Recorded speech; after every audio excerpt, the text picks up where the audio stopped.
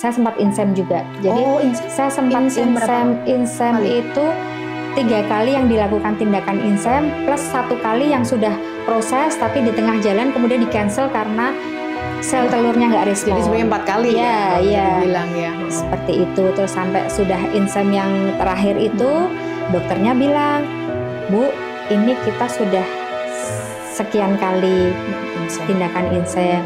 Kita menuju ke ikhtiar yang paling tinggi, paling secara medis ya. Ibu siap untuk bayi tabung.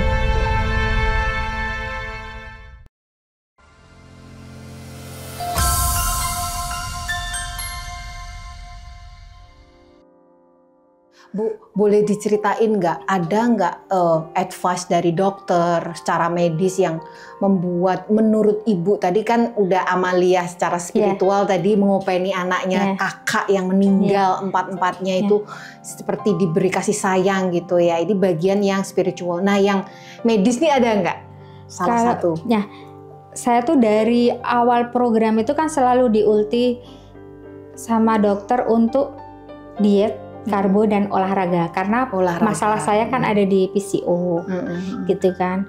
Cuman kan memang karena belum terdesak mungkin ya, belum mepet gitu kan, belum injury time gitu kan. Jadi ya dulu masih santai-santai olahraga on off kayak gitu.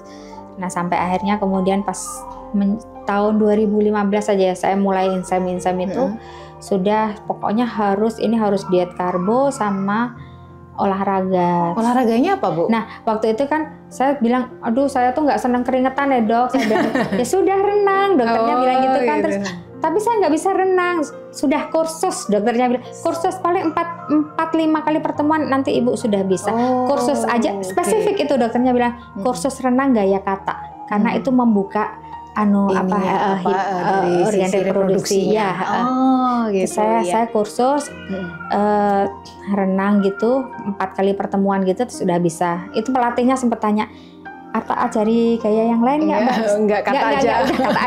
Cukup kata aja cukup gitu. Untuk kebutuhan program gitu ya. Terus, jadi ibu-ibu para pejuang tangguh semuanya berenanglah ya. Dan itu usia sudah hampir menuju 40 baru bisa berenang ya. Dan itu bagian dari ikhtiar yang menurut saya luar biasa. Kalau orangnya udah males, udah ngelukro dulu, udah putus asa, saya nggak bisa berenang, malu mungkin dilihatin ketika di kolam renang anak-anak kecil, ya kamu bisa renang gitu kan ya Bu.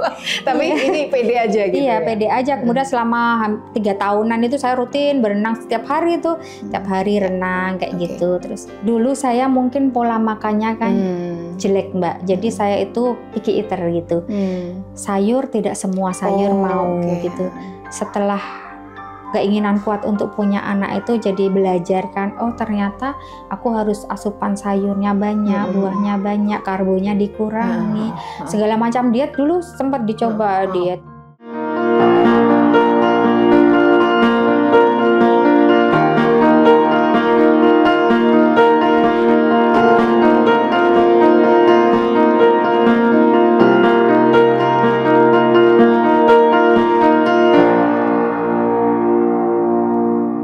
Embrio masih sisa 2 kan? 2 ya Bu? Dua.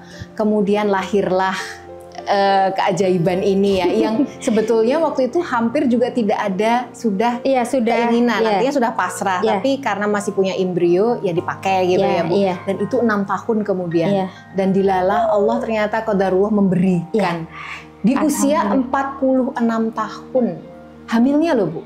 Iya, kan? Jadi saya lahirannya 6,5. Iya, hampir 47 ya? Iya. Saya sampai merinding gitu. Jadi saya masih merasa semangat, oh berarti saya masih bisa Mbak Anu. Iya. Tapi intinya ceritanya kenapa Bu menunggu terlalu lama 6 tahun itu? Sebenarnya pengennya anak yang pertama Hira itu umur 2 tahun, saya pengen kemudian tanam lagi gitu.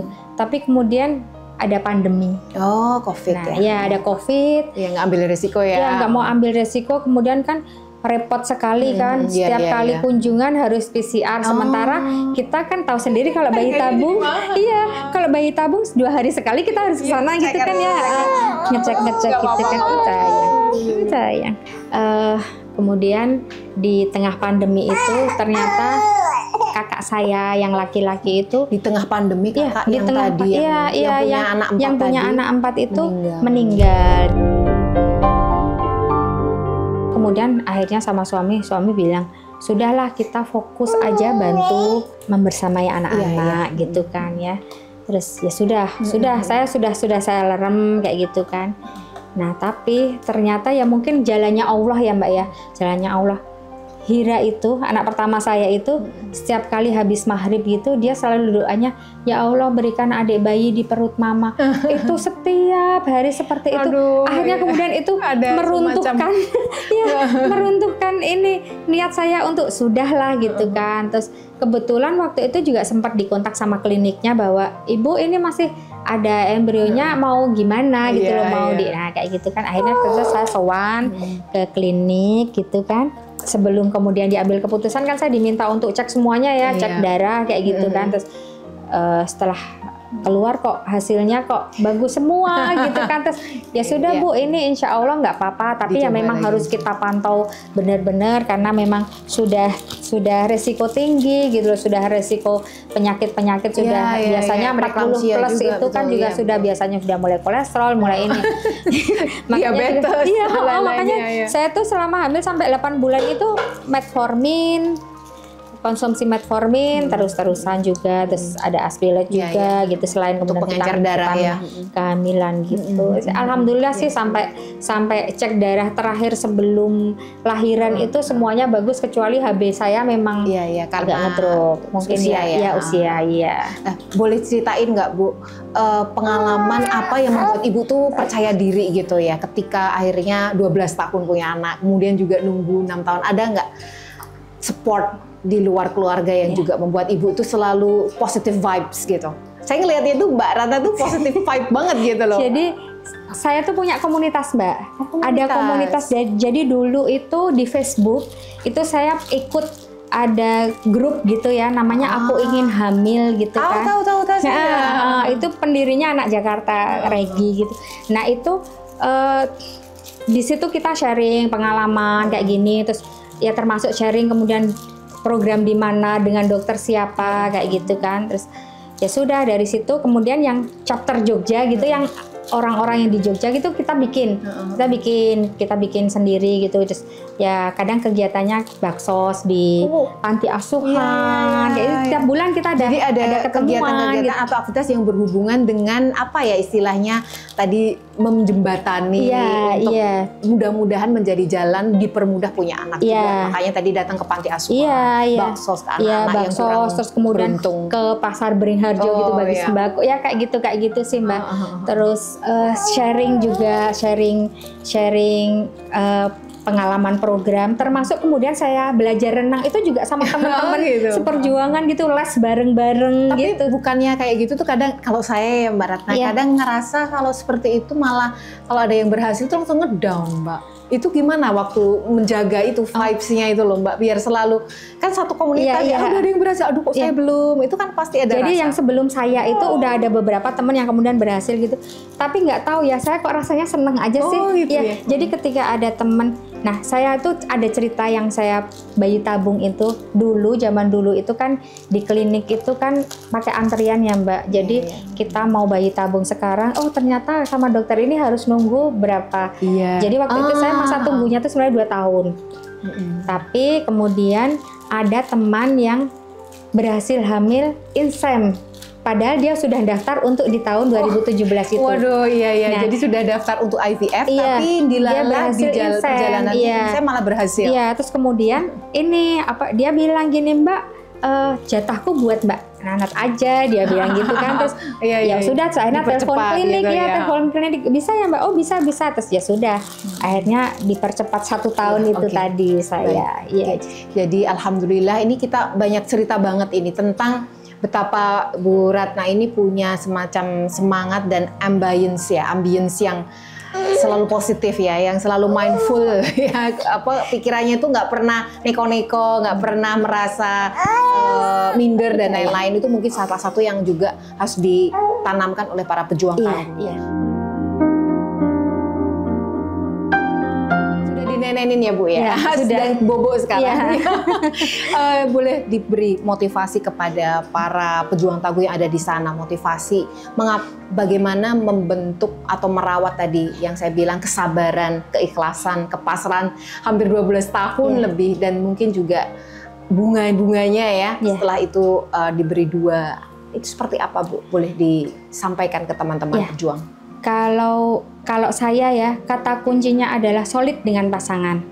Solid dengan pasangan itu tidak saling menyalahkan. Jadi misalnya kemudian diketahui yang bermasalah suami atau istri gitu, ya itu adalah masalah bersama, diikhtiarkan bersama, tidak ada kemudian oh ternyata yang bermasalah kamu, ternyata yang bermasalah kamu, tidak ada seperti itu. Jadi harus solid, program itu maju bareng, bukan istri maju sendiri, suami hanya mengantar, atau kemudian suami maju sendiri, istri hanya mengantar.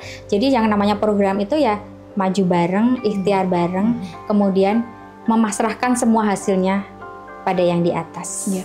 Bagaimana memaintain juga perasaan agar kita itu jauh dari berprasangka buruk kepada Allah, Bu? Selama 12 tahun itu apa resepnya, Bu?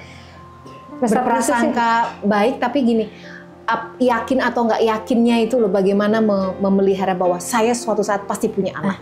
Kalau saya sendiri tidak pernah kemudian mentargetkan kemudian suatu hari nanti saya pasti punya anak. Jadi kalau suami saya selalu bilang gini, punya anak itu adalah salah satu tujuan pernikahan, tapi bukan satu-satunya tujuan kita menikah.